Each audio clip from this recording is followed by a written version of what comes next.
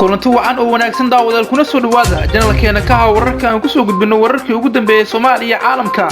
qodobada ugu waaweyn waxa qayb ka noqon doona golaha midowga musharaxiinta mucaaradka oo markaan u kala jabay laba garab oo kala miisaan culus hadaba garabyadaas ay u kala jabeen maxaa ka dambeeyay sababtu maxay tahay hadaba arinta la isku khilaafay iyo halka ay sirtu ku qoransan tahay janalkeena ka wararka aad ku daawan doontaan qodobada kale waxa qayb ka noqon doona ra'iisul wasaare maxamed xuseen rooblan waxa uu magacaabay xilal muhiim ah oo ka tirsan wasaaradda warfaafinta ee Soomaaliya hadaba yaa xilka laga qaaday digniintii ay ka digayeen siyaasiyiinta mucaaradka ayaa banaanka timid عدالة كيما مدحين فرماجو صورة قشي طبعا قطرتها سودي كرتلوزان محمد حسين روبله طلابة أسوق قاضي أيان إنسو قدمين دونا سومالي لأنه وحورك كيمانا يتلماما يعني المعارض كحزبيدة أي مركز أي سماسان إزبهاء سوين أو كنا حزبية كلمية أو محافظ كإسلام مركان وقامري مدحين مسبيه عبدي كدم مركي دور شغالك أسكن عدي سوين لو قول استي قلب بدأت أن يوقف فاين دونا يورك كلا قبل كجيس كفضنا هديان نقصو تاسو مسكنا بسارو قبل كان فرقونش قرية صاحبين المركز تيجوغان ذيكو مركز أسكو منتج la gara inoo reebaya aad baad u maasantihiin aan ku bilowno golaha midowga musharaxiinta mucaaradka ayaa durbaba ku kala qeybsamay natiijadii ka soo baxday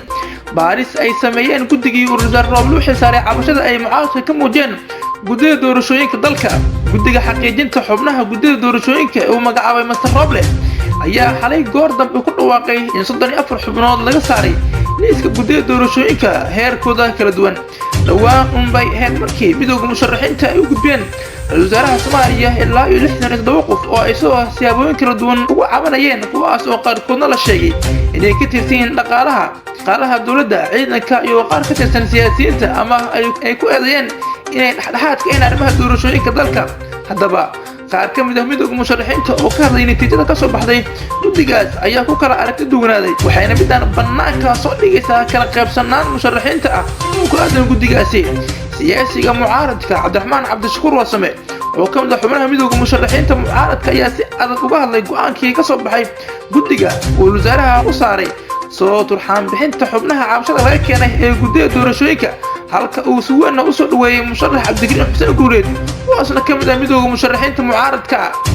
عبد الرحمن الشكور أيام مركو رشاعة كقاضي إن أنا لقيت الجن حبناها أي حكومة الشعسي هي لقى صار يقدر دورشوينك كواس أو كم ذا حبناها عابشة لقى كينه والله كوكلا أي ولا يكجران جديدة سوكلا وحب كوات كي إن ولا جديد دورشوينك أي كجران حبنا كم ذا هيدا نساء قارهان كوا كترسن مرعدة سيدا وهذا الكل جاي عبد الرحمن الشكور اسمه جامع حزب معارض كأهو الجر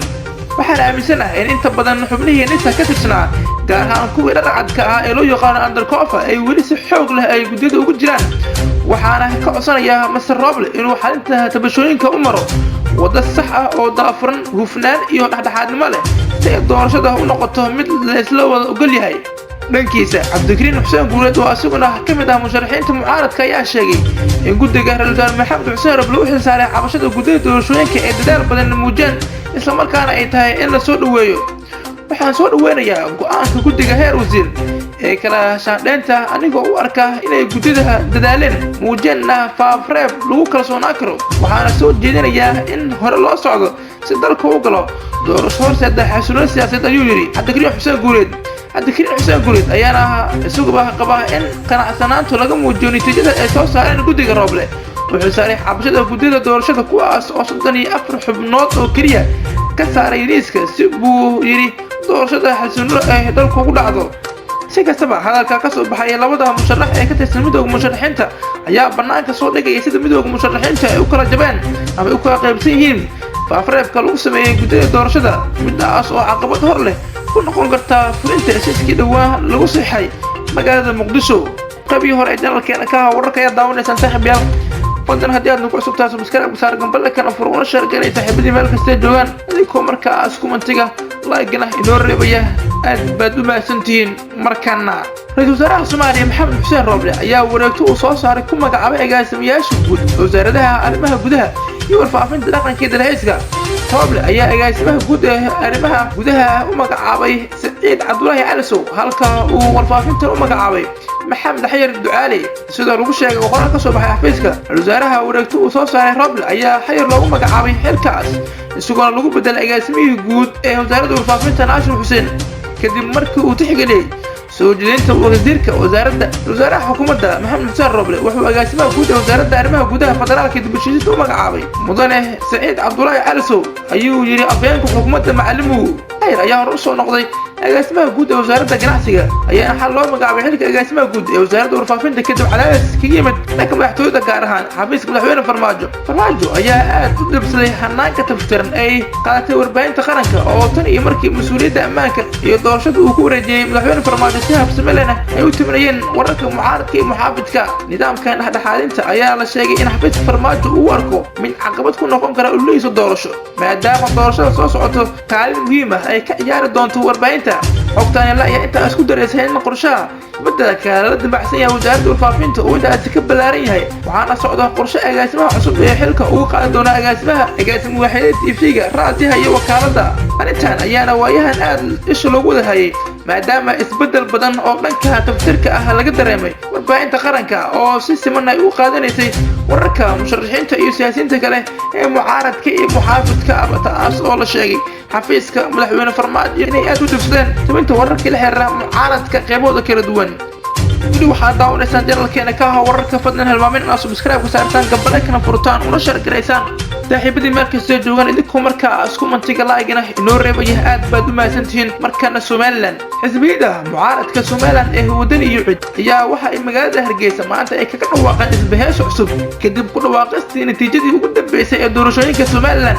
labada xisbi ayaana isbahaysigan cusub u magacaabay hoggaan isku dhafan oo ka tirsan wadani iyo cid waxayna ka shaqeynayaan baadhisidii labada xisbi ay u hanan lahaayeen hoggaanka golaha wakiilada iyo deegaanka guddiga hogaamiyaha isbahaysiga cusub ayaa waxa ay tiradooda dhan tahay 10 xubnood kuwaas oo min 5 xubnood ay soo magacaabeen hoggaanka xisbiga wadani iyo ciidda hoggaanka labada xisbi ayaa isku raacay in hoggaanka ugu sareeya ee golaha wakiilada iyo midka deegaamada Hargeysa laga furo baroojiyo xisbul xaakim kulmiye oo muddooyinkii dambe hoggaanka u hayay xisbiga mucaaradka ee wadani ayaa hogaaminayay doorashadii golaha wakiilada iyo deegaanka ee dhawaan ka qabsoontay waxayna ka dhigan tahay in uu isbahaysi cusub la sameeyay xisbiga ucid in uu aqlabiyad ugu badan ka helo hoggaanka golaha xisbiga ucid ayaa asuba xubno kale golaha wakiilada iyo deegaanka waana mid keentay in isbahaysiyadu ama in xisbiyadu sameeyaan isbahaysi cusub oo la isku gaashaan ruusanayo si ay u hantaan baliri guddoonka iyo guddoonka xigeenka golaha wakiilada iyo deegaanka iyo hoggaanka degmada Hargeysa